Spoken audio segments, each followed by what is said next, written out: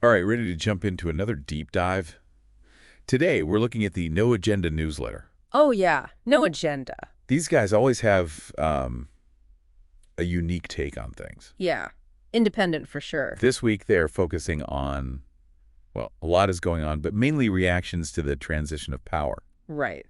New Trump administration. Exactly. So domestically and internationally, there's a lot to unpack. For sure. And they do mention at the top that they are completely listener supported, so. Right, yeah. If any of you find No Agenda insightful, Which they often are. then there's a call for support. Anyway, let's get into it. The first thing that jumped out was Biden's pardons. Yeah, specifically the last minute ones. Right before leaving office. And they point out some interesting ones, like pardons granted to his family members. Yeah. That's always going to raise some eyebrows. It definitely does. Also, they mention Adam Schiff. Oh, right. So I know we have listeners who follow this very closely, but just as a reminder, Sure. Adam Schiff was very involved in the Trump investigations and impeachment proceedings. Yeah. He was a leading figure in all that. Right, so this pardon is, well, pretty Yeah, significant. I mean, yeah, pardoning someone so closely tied to your political opposition, some might see it as a gesture of unity, trying to, bridge the divide. But others, I don't know, could be a strategic move. Ooh, interesting. Like what? Well, maybe to shield people from future investigations or something. Oh, yeah, I see. It'll be interesting to see how this all plays out. But you know what else No Agenda points out? What's that? While these Biden pardons are, making news, the media seems much more fixated on a different set of pardons. You mean the ones Trump issued? Yep. Specifically for those involved in the January 6th protests. Ah, right. That's definitely been getting a lot of attention. It has. And No Agenda, they make this really interesting analogy. They compare these pardoned individuals To what? released Palestinian prisoners.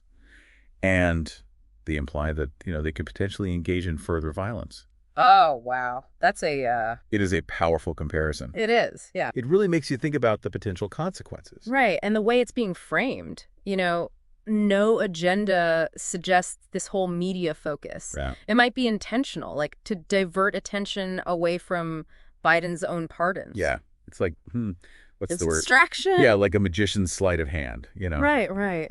They want you to focus on this hand while the other one's doing something else. Exactly. Yeah. So then No Agenda gets into this whole discussion about media manipulation. Oh, yeah, because that's a real thing. Absolutely. They're not shy about critiquing what they see as biased coverage. No, they're not. And, there's this whole history of the media shaping public opinion. Oh, absolutely.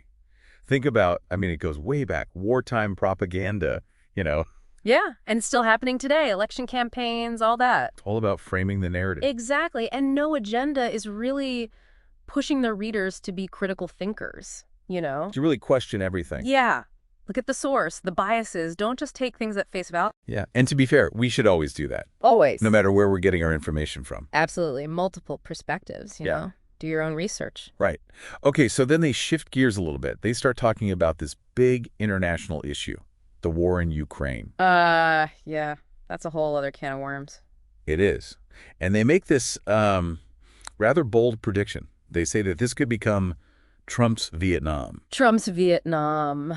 That's a pretty weighty comparison. It is. They draw a parallel with Lyndon Johnson leaving the Vietnam War for Nixon to handle, Interesting.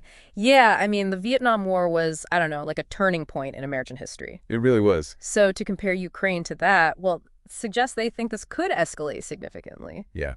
And maybe drag the U.S. in deeper than anyone anticipates. Yeah, definitely a situation to watch closely. Absolutely. And they don't sugarcoat the potential difficulties facing the new Trump administration either. No, they don't. They seem to think resolving this conflict might be way more challenging than some people think. Right. And could really define Trump's presidency. It could. It's a huge test for any leader. Yeah. So we'll definitely have to keep an eye on that. Yeah. Now, on a slightly lighter note, Okay. What that? No Agenda mentions Trump's recent executive orders. Oh, right. They're hinting at some funny stuff. Funny stuff. Yeah, I don't know what that means exactly, but... It could be. Who knows with Trump? Right? Maybe unconventional policies, maybe something controversial. Or maybe he's just, I don't know, trying to shake things up a bit. Yeah, signal a break from the previous administration. Yeah, definitely. We'll have to see what those executive orders actually say. We will. But one thing's for sure, they'll generate a lot of discussion. Oh, yeah. People are going to be talking about this. For sure.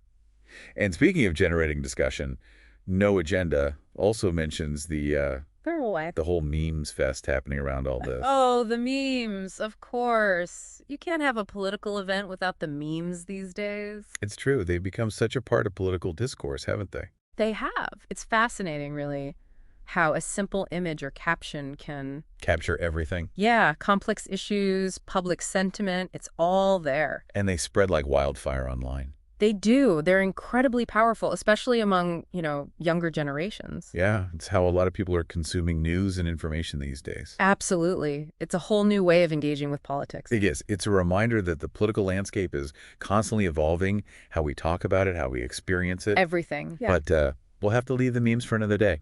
For now, let's take a quick break, and then we'll come back and unpack some more of this no agenda goodness. So going back to the whole Trump's Vietnam thing from No Agenda, Yeah. they really highlighted that parallel with Lyndon B. Johnson leaving Vietnam for Nixon. Right, right. And them saying that, well, Ukraine could become the same for Trump. Yeah.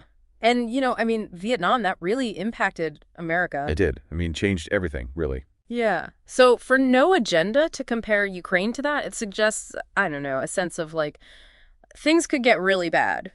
Yeah.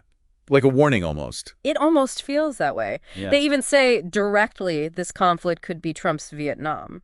Which is, I mean, that's a huge statement. It is, defining his whole presidency. Right. And if we look back at Vietnam, I mean, it was so complex. Geopolitics, ideologies, military, everything. Yeah, a lot of factors. So do you think, are there similarities with Ukraine? I mean, is it that tangled?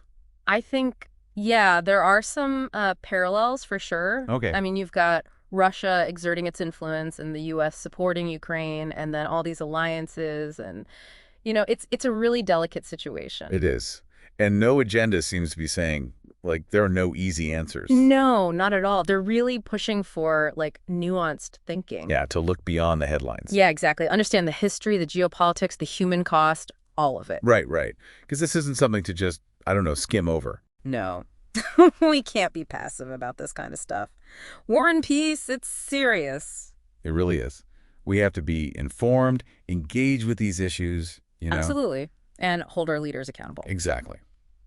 Okay, shifting gears a bit. No Agenda also brought up those executive orders from Trump. Ah, yeah, the funny stuff. Right. What do you think that could be about? Well, I mean, funny stuff is pretty vague. It is. Could be, I don't know, policies that are, unexpected. Okay, yeah. Unconventional, maybe even controversial. Who knows? Yeah, true. Or maybe, I mean, is it possible he's just trying to be, different? Oh, absolutely. This is how I do things, you know? Right. Break from the past. Yeah, that classic Trump move. Totally. Yeah. We'll see what they actually say. But those executive orders, I mean, they're powerful. They are. Presidents can use those to get things done, bypass Congress if they have to. Right. Which can be good or bad, I guess. Yeah. Some people might see it as, overstepping. Yeah, too much power. Exactly. So we'll see how it plays out. And then there's the whole meme thing that No Agenda mentioned. Oh, yeah, we touched on that earlier. They're everywhere, those memes. And they're so good at, boiling things down. To their essence. Yeah, yeah. Complex issues become, shareable jokes. And they spread so fast. They do. I think they can actually be pretty insightful, though. Oh, interesting. They reflect what people are feeling, Okay. anxieties, frustrations, hopes, even if it's all, funny or sarcastic. Yeah. It's a way to process things, I guess. It is. It's kind of amazing. Even with all this political stuff going on, people find humor. It's true. And creativity, Totally. No Agenda definitely recognizes that power the memes have. Not just entertainment. No, they can shape things. They're part of the political landscape. Right. It's all changed so much. Politics isn't just in, government buildings anymore. No, it's online. It's everywhere. Comments, social media, memes, everything. Yeah. No Agenda gets that, I think. To understand politics today, you got to be online. You do. It's where the conversation is happening. So we've covered a lot with No Agenda today. We have pardons, media, Ukraine, executive orders. I mean, a lot going on. It is. And it definitely makes you think. It does. But remember, No Agenda is just one perspective. Right, right. They always say, be skeptical, do your own research. Yeah. Think for yourself. Exactly. Which is good advice no matter what you're reading or listening to. It is. Mainstream news, independent podcasts, doesn't matter. Be critical. Think about the biases. Yeah. What are their motivations? Look for different viewpoints. That's how you get the full picture. Exactly. And that's where independent media, like no agenda, can be valuable. Yeah, they offer something different. They do. Maybe not always popular, but it gets you thinking. Challenges the mainstream narrative. Yeah, exactly. They're advocating for a more informed public. People who are engaged to question things. Yeah, that's what they want. And whether you agree with them or not, I think they raise important points. They do.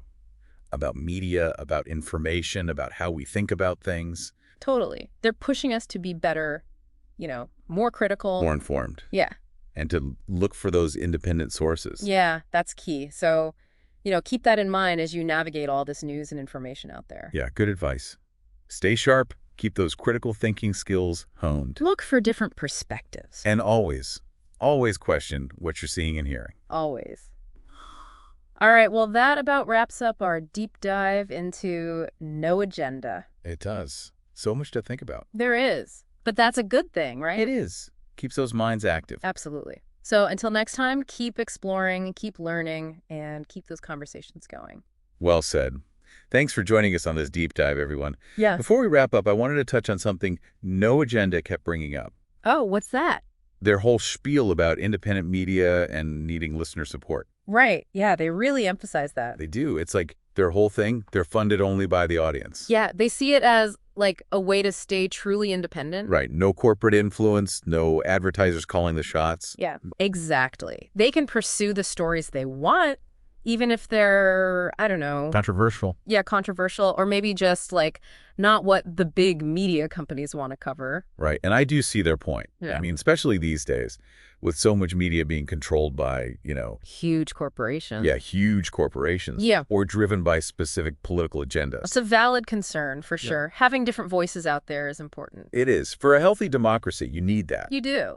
And No Agenda sees themselves as like providing that counterbalance. To the mainstream narrative. Exactly. The stuff you don't hear elsewhere. Right. But it does make you wonder, like, can a media outlet really be independent if it relies solely on, On its audience. Yeah. Doesn't that create its own kind of bias, catering to the people who are funding you? It's a good question. And No Agenda acknowledges that. They say, like, look, there's always potential for bias. No matter where the money's coming from. Exactly. But they say, like, transparency is key. So being upfront about where the funding comes from? Yeah, and how they make their editorial decisions. Building that trust with the audience. Which, is a fair point. It is. And honestly, it's something we should all be thinking about. Totally. Whether it's No Agenda or CNN or Fox News or whatever. Any source of information. Yeah, we need to be critical. Question things. Think about the biases, the motivation. And get different perspectives. Always. That's how you get a more complete picture. Right. And that's, I think, what No Agenda is ultimately advocating for. Yeah, they want people to be more engaged, more informed. To think for themselves. Exactly. They believe independent media can play a big role in that. By, encouraging that critical thinking. Yeah, and giving a platform to different voices. To challenge the status quo. Exactly. So, agree with them or not, I think they raise some important points. They do. About media, about information, about how we consume it all. And about our role in all of this, As citizens. Yeah. We have a responsibility to be informed, to engage with the world. To think critically. Exactly. So as you go about your day, keep that in mind. Stay curious, question things, seek out different perspectives. And don't be afraid to challenge the narratives you're given. Well said. And on that note, we'll wrap up this deep dive. Thanks for joining us, everyone.